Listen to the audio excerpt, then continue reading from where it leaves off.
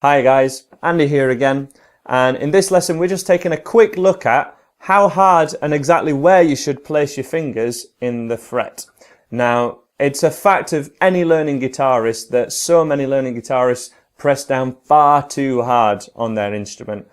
Probably as a product of strings not quite ringing out right. People just kind of develop this gorilla grip, which a lot of my students kind of nickname it.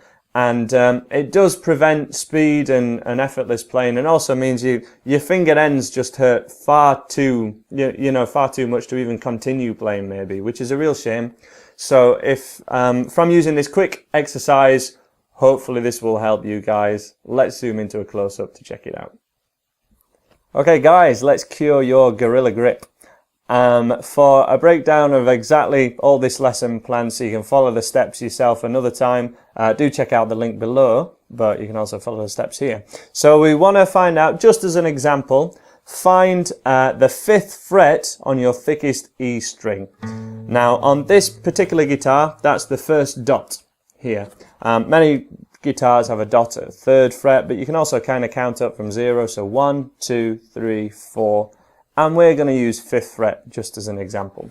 And what I want you to do is just place that exactly on the dot itself, right in the middle of the fret, and press down exactly as you normally would, and give how much you're pressing down a number between 1 and 10. Doesn't really matter what this number is, but see 10 like making the tightest fist that you possibly can and pressing down as hard as you can, and then 1 wouldn't even ring out, so light that it doesn't even ring out. So give yourself a number between 1 and 10 kind of now. You probably, in fact, I'm not even going to ask you, I'm going to ask you in a second. Okay, whatever your number is, let's press down exactly that amount, and I want you to play, just pick, ideally with a pick as well. It'll be best done with a pick so we can hear as clear a note as we can. Play one note kind of every second, which by the way is something you should do when you're tuning your guitar as well. Just keep playing, and gradually with your first finger relax down the numbers. So imagining that you started off at, I don't know, 8, gradually go to 7 and 6 and 5, really slowly, so that it kind of starts to buzz, and then the note just stops ringing out altogether because we've got maybe down to a 2 or a 1. Now, at whatever point when you were playing that note started to buzz, press down that amount, but move your finger over to this side of the fret. So we want to be at your side of the fret, basically, between where the dot is and the fret itself, we want to be exactly here. So we want to see this is the bad side of the fret and this is the good side of the fret. Position your finger here and press down that amount where you were just kind of tutoring on it, vibrating, but it is still ringing out. Don't press on any more than just that little bit of buzzing, but still sounding pretty good. If you can just get rid of that buzzing, but again, if you're pressing down any harder than you need to, please don't.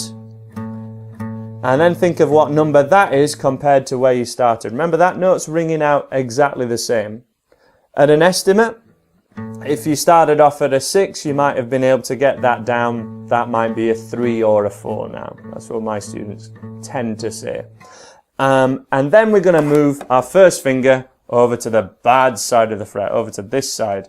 So let's press down that same amount, 3 or a 4, and see what happens. And give it a go now, and we should get kind of this sound, just a thud, right? 3 or a 4, it's not ringing out. You have to press down kind of substantially harder, okay? Maybe even like approaching 6 or a 7 to press down, which is maybe how much you were pressing down at the start.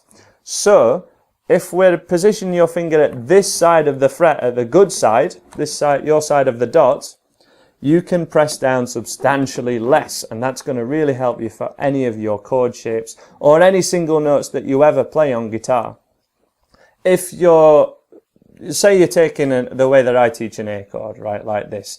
A lot of times this first finger just doesn't ring out, okay? This one can't help but buzz.